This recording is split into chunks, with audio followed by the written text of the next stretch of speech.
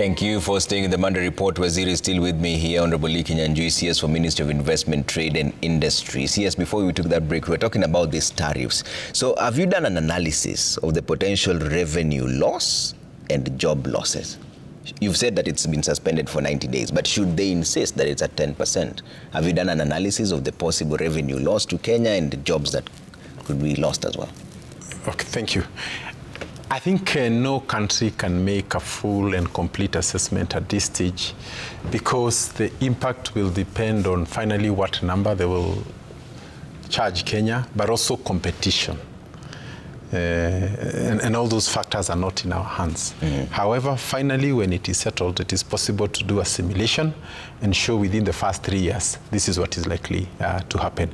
But now we are at an interface period where what we do is that every country, and I think I must insist on this because this is an age of negotiation. The countries with the best negotiating teams are going to have the best deals. And I think this is where we must really put our best foot forward. When it comes to negotiations, we ensure that our national interests are put first. And if that is there, then the rest will flow. But for now, we cannot be able to say we lose 10,000 or we'll get more exports for this reason, because the matter is not just about Kenya, but Kenya in relation to the competition for the particular commodities. Yeah. But is there a collective thinking, maybe as EAC or even COMESA, when you're going to these negotiations? And what are you going to leverage on this negotiation? So I think what we have seen is not so much the US vis-a-vis African Union or East African Community or COMESA. Is the US against a particular country? It's bilateral, country to country. So it's not about an economic bloc and them. So I think that's why we're saying this is almost signaling significant shift from multilateralism and all the institutions that fall under that to bilateralism, where we say Kenya and this country, Kenya and the other country. So, and that's why I'm saying what each country can be able to present, and even your strategic importance. Like now, I'm sure you're aware that Kenya has sent its soldiers to Haiti, and that may not necessarily be of immediate use, but if you leverage that in your discussions, then it means something. So Kenya is also very significant to the US on many issues, including geopolitical issues around this region. So again, those are issues that will change between country and country, and also your negotiating teams. But all I can assure Kenyans is that we have the best teams, and we'll use both in government and outside government to ensure that we get the best for our country. What are we leveraging? The strategic importance of Kenya, I'm sure you probably know, within East Africa and even the larger Africa, Kenya plays a huge role in the geopolitics. You know, geographically, if you're looking at it in terms of our Mombasa port, if you look at our role within the politics within Africa and even within East Africa, all that is quantified. That's how our nation's net value is assessed. We need them, they need us, so how do we strike a balance? And I think these conversations have already started, and we remain very optimistic that the end will be in the best interest of the country. So if the EU is dealing collectively with the US as a bloc, no, it's country to country. Alone? It is country to country. Britain, so you're saying we'll deal with this on our own? We're going this alone? That is where the world is tilting towards. So we're not talking about EU, so Britain is talking directly to the US. Maybe Germany will soon also do the same. So I'm saying because we are really not the biggest manufacturers in the world, so we can't be the ones dictating the game. We have to study the game and see how best to leverage on the current situation. And that's what I'm saying for Kenya at the moment.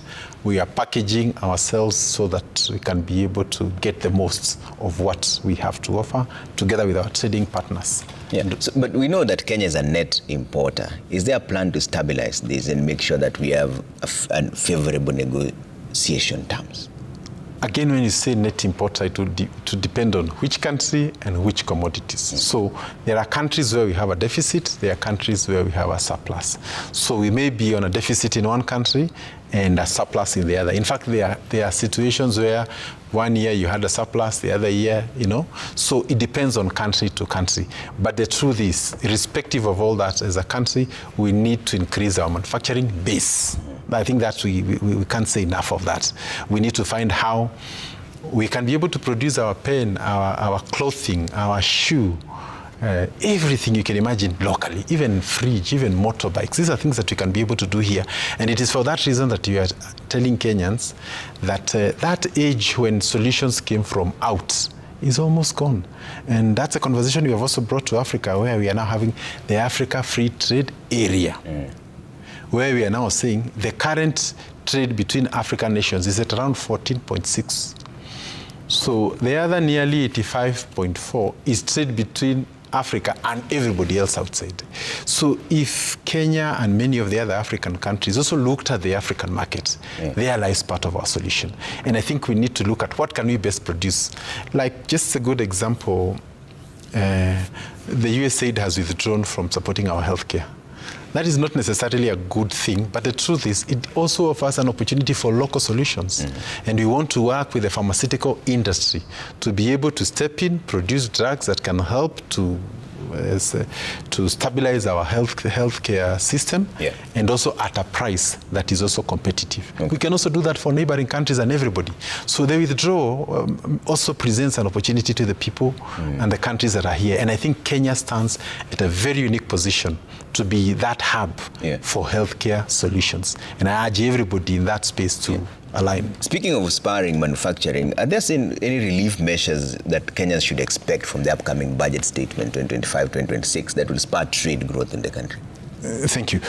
I think it will be premature to talk about what exactly will come, because you know the budget making process is a product of many conversations within Parliament, between institutions, between the private sector, and that's the strength and the wealth of our constitution. That is not one person, the minister, to say what he wants.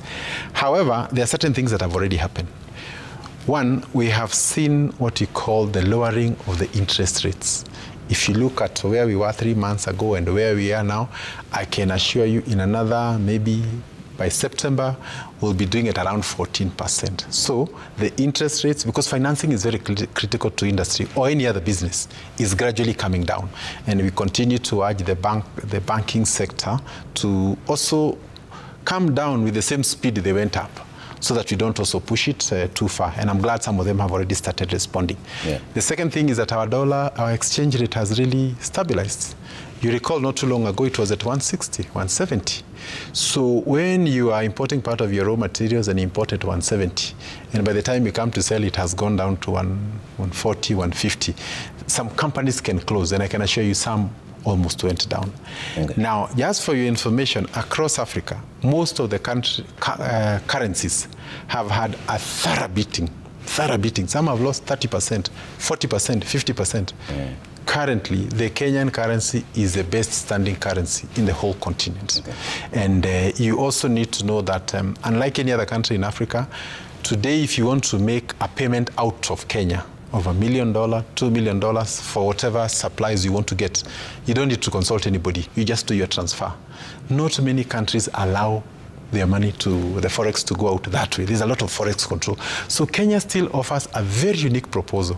And it's for that reason I can tell you the number of companies that are lining up that want to come to Kenya. Dongo Kundu project in Mombasa, they are unbelievable. Lastly, in the area, those who are leaving also because of unfavorable tax conditions, moving to our neighbors. First, some of those things are also born of a perception.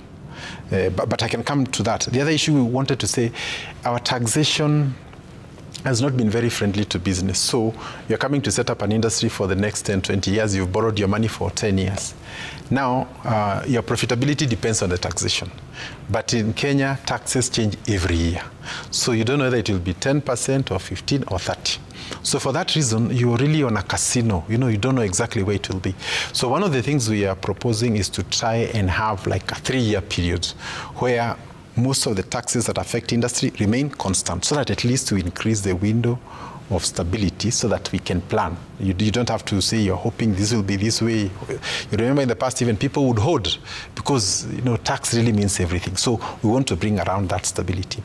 Secondly, on industries that are closing or otherwise, I just want to say that the number of industries that have come here vis-a-vis those that may have closed for one reason or the other is on the ratio of 10 to 2.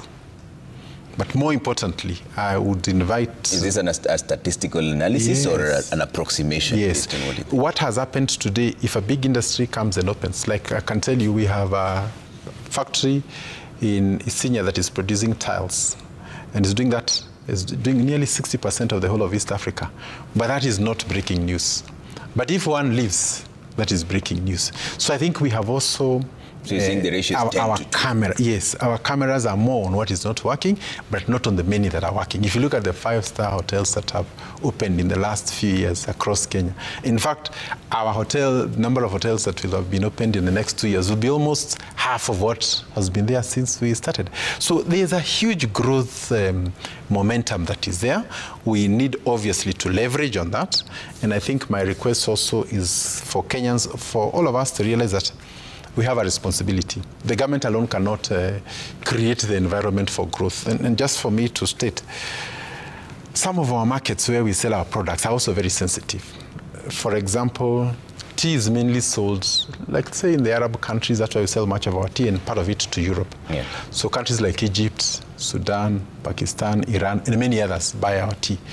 So sometimes in our diplomacy also, we must treat those nations both with disrespect and decorum, because some comments or remarks can go and injure a whole market that supports an economy, you know? So I think our request is, even as we hope that the country moves well, the economy grows well, we all have a responsibility. And our personal differences at home should not lead us to make statements that can threaten our own economic interests as a nation. Speaking of economic interests, and I'm going to go to the questions from the people in just a bit, the government has published the EPR regulation, yes, under Sustainable Waste Management Act 2022, which takes effect on May 5th, by the way.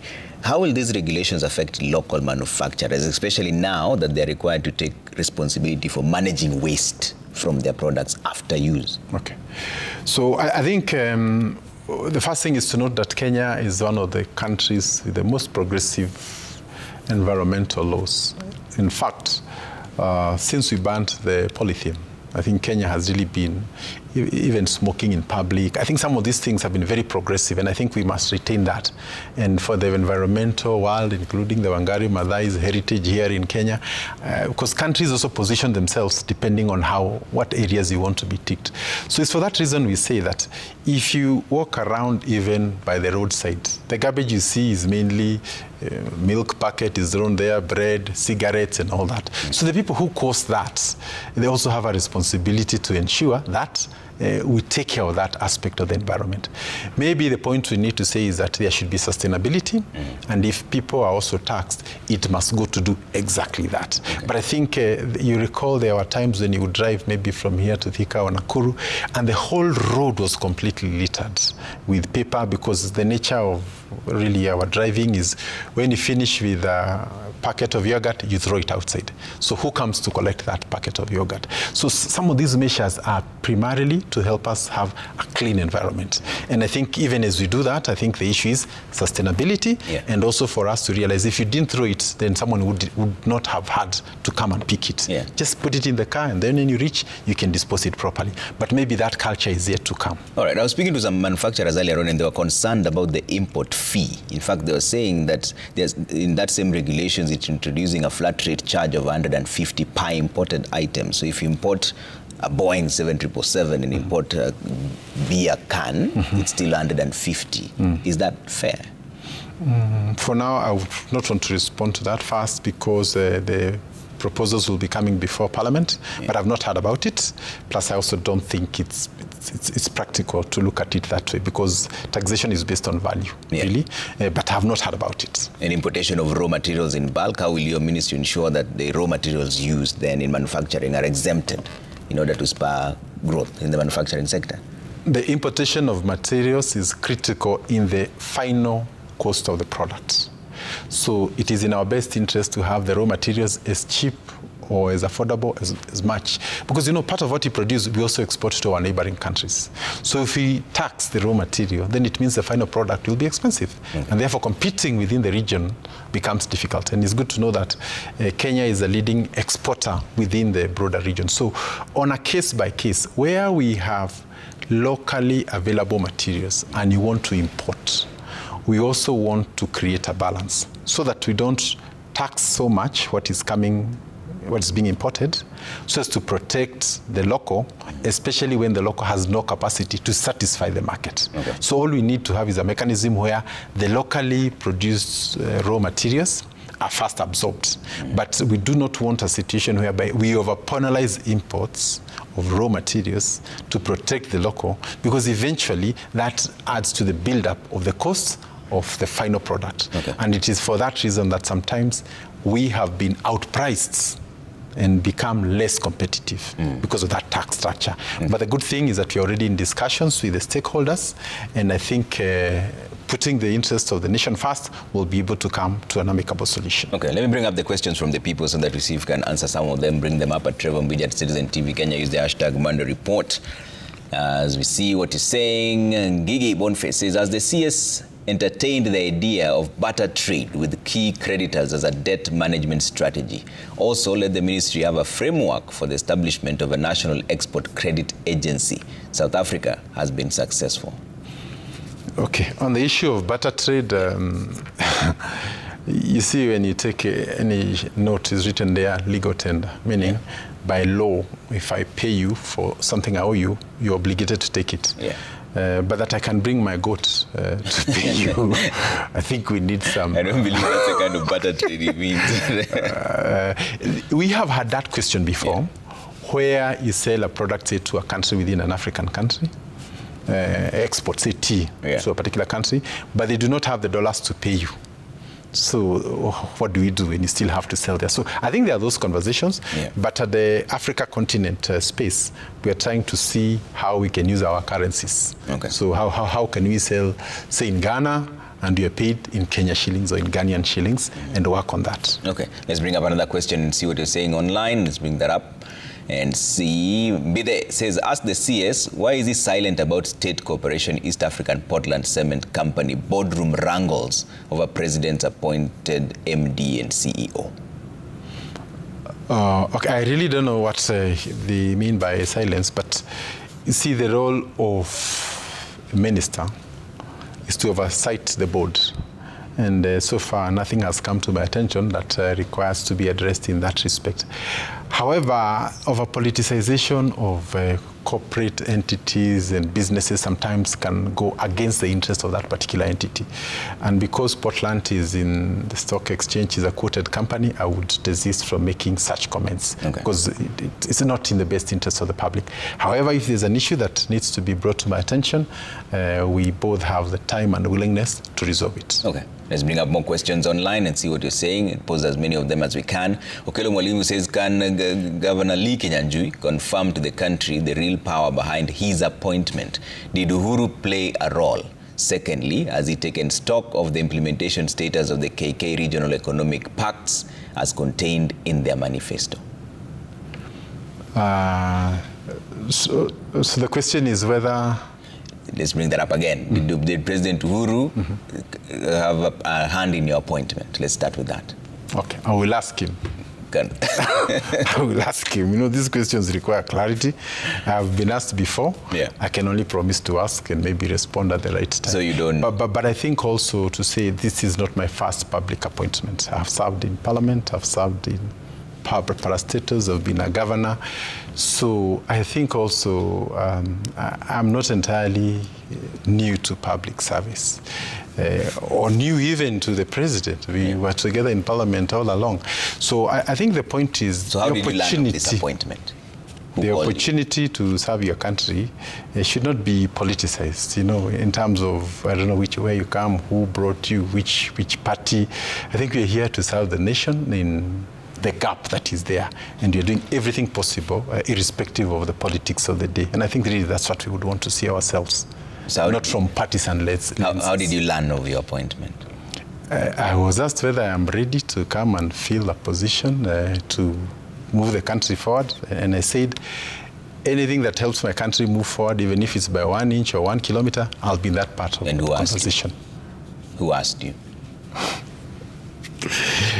I think it's only fair. Now, if you want to know who asked me, We have party structures, we have party leadership. So I think the point is there are structures within any government, and it's not fair for me to come and quote private conversations in public. Okay. Yeah, but I'll be there to serve my country at whatever level. Let's bring up more questions that are coming in online and see what you're saying as well. Another question that comes through. Mike says, Kenya keeps signing trade MOUs, but where are the jobs, factories and export growth to show for it? Is your ministry focused on PR or actual economic transformation? Thank you. So I think I would say maybe we need an open day in Kenya. Because, you know, some of us are in a particular space. That's the only part, you know. And Kenya is bigger than that. I would want to say, for example, if you go to the airport today, there are times we don't have even enough space to send our vegetables and flowers to the rest of the world. If you look, last week I met a farmer who does chili, sending it to China, and he can't have enough of that. So I'm saying, I think we need to open these spaces so that the people who are doubting don't have to come and be told by government. They want to go and see those farms, what they are doing, orientation, even those, if you go to the river today, you'll find factories with 40,000 people who have 3 night shifts. You know, within the, a day, in a whole day, you can have 3 shifts of people working round the clock. So I think let us also not encourage a conversation that seems to bow down pessimism when clearly these places are open. You can go to a river today. I don't think anybody, you can go to the airport today. You can look at avocado. Just 5 years ago, Kenya was nowhere in the avocado exports. Today, in my view, in the next 3-5 years, Kenya will be one of the top 5 avocado producers in the whole world. So things are happening, maybe not in the noise and too much publicity, but I think also this is a challenge to all of us to know also where to put our lenses. Yeah. Is it on the success stories or on other stories? Okay. I'd like you to comment about our tea and coffee exports to Sudan. After our little tiff with RSF there seems to be a suspension of our exports. Has that been resolved? And is there a negotiation opportunity? Thank you. So I think it's good to say that this is a diplomatic matter. I think the government said that the other sides came to Kenya, and therefore they didn't take it very kindly, and therefore as a result of that they suspended. But the truth is, if you want to play mediation, or if you want to be the place where everybody can come for peace, and you want to offer that place, I think all sides and everybody is actually welcome. However, that was not perceived positively. And for that reason, we set a mission to go and give our utmost position that we respect the government of the day and we would want to continue to do business. And citizens from both countries are free to work together. And that's in process. We have to mend it. But I must say also, over and above that, we would really want to encourage the political class, especially in areas that can really take us back. If you imagine that tea is grown all over, in Nyeri, in Kirinyaga, Kericho, all those places. If we damage that market and ended up with our tea in Mombasa with nowhere to go, that can really be. So I think we need to find a way of managing our conversations, managing our differences, so that we don't use our differences to hurt Kenyans even further than now quote that poverty. That the resultant of which is part of our actions. So we are trying to mend that situation, but even as we mend it, I think our position should be, we be proactive. We don't have to wait until something has fallen. We need to realize that you need to manage your partners in a good way. When there's an issue, find a way of resolving it. When there's a misunderstanding, we send a delegation to clarify. This is a position which we have already done. So I think we'll continue to do that. I also want to note that we sell much of our tea in countries that sometimes may have issues. It could be economic, it could be political, it could be anything. But the point is we want to work together with them. Even when there are economic issues, we want our farmers to grow tea and to expand the acreage, knowing that there'll always be a market. So I think the point is caution, because trade or economics and politics go hand in hand. Sometimes you may play your politics in a manner that may hurt the economics of the nation. And the two are intertwined. Okay, let's bring up another question online and see if we can push that through and bring it up to Waziri. You call yourself Honorable Diki. Says, ask Waziri if we have any commercial attaches looking market for Kenya products abroad. It would also be prudent if they convened some government trade shows to teach aspiring Kenyans on the procedures and bottlenecks involved in exports. Yeah, I want to confirm that in most of our missions we have trade attaches. We have some very capable ones. The few countries I've been able to visit in the short time I've been there are doing a wonderful job. We probably need to facilitate them more. We need to create forums where they can be able to meet. But the even bigger issue is that if you want to sell your commodity, say in Egypt, your first point of call should be the embassy, and you have a trade attaché.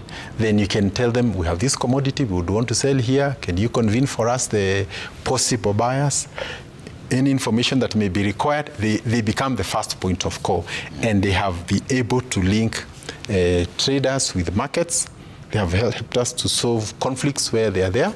And I think as a country, we need to invest a little bit more to ensure that any key market we have has a trade attaché who's qualified, equipped, and has targets. So that if we send you, for example, to South Korea, we need to tell you we need X tonnage of coffee or tea or whatever other product, and even tourism also in the same way.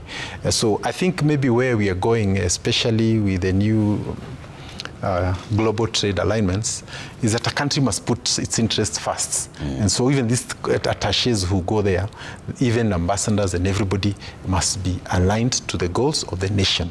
And that the investors from Kenya who want to go there must realize that this is their first point of call and they are there at their service. Okay, I believe there's a comment as we wind up on this conversation. Let's take that comment and see what you're saying here. Kwoba Nixon says the CS is forthright in his mission, great mind. That's your supporter from Nakuru, most likely. Now, I don't think so. Okay. How do we cushion a country against such dramatic and unexpected changes as we finish, Waziri, in global trade policies especially, considering, like you've said, countries are now inward looking? So how do we cushion ourselves against such drastic or dramatic unexpected policy shifts, like the one that the US has just put through? So I think we generally need to reduce our dependency on outside forces. So, you know, the way, like if there's a hunger, there's floods, damage, you know, we expect people to come from out, bring food, bring medication, bring all this. I think we need to realize now more than any other time that this thing is for us to solve. If we have TB, we have HIV issues we need to deal with in the country, we need medication, all the solutions must come from here. Countries that are more self-sufficient are less likely to be affected by those global shocks. But as to the issue of change, change is the only constant in life. It will keep coming. It will be in the form of COVID. It will be in the form of a war that you didn't plan for. It will be in the form of tariffs. It can take any, it could be even another pandemic that you had never planned for. However, self-reliance and a realization, and that's why we want to insist that if you look at some of the things we import, you would even get embarrassed. You know, because there are things that you can do even without any skill, but you have made it normal and natural, that anything we want, we just go and import. In fact, one of the things I find quite unfortunate is that if you go to, say, Mombasa and you look at the containers coming inward, they're all full. Those that are going back to Mombasa, maybe out of every 5, 3 are empty, which means we are importing, but nothing to export. So we need to fill those containers, whether it is with coffee, with tea, with those Kisii artifacts, with anything you can imagine. And this is a conversation we would also want to go even up to the county level. What is it that you're bringing to the table? And I think as government also, we need to work, and I must say at the highest office, and that's the president's office, there is agreement that we must put trade and industry at the center of everything, because the levers upon which a nation can lift itself are not in health, are not in water, are not in, they are actually in trade. And it is for that reason that you see all the drama that is happening in the global world is just tariff levers being applied by one major nation. And that has completely changed everything. So my view is that in the past, we have not known the power that a nation has when it comes to dealing with the tariffs. Sometimes we've even imposed them in a very casual manner, even taxes for our local companies. But I think now that must change. Okay. And nobody can stop change. And nobody can come and tell us that they will stop what the US will do tomorrow, or China, or Russia, or all that would come will stop it. No. But you can stop the impact of that in your economy. All right. Waziri, thank you for making time. Thank you very much. Kinyanjui, CS Minister of Investment, Trade and Industry. Asante sana for making time. That's where we leave it now. We're taking a quick break. When we come back, it's still time for business. We're talking business. We'll talk business again in just a bit.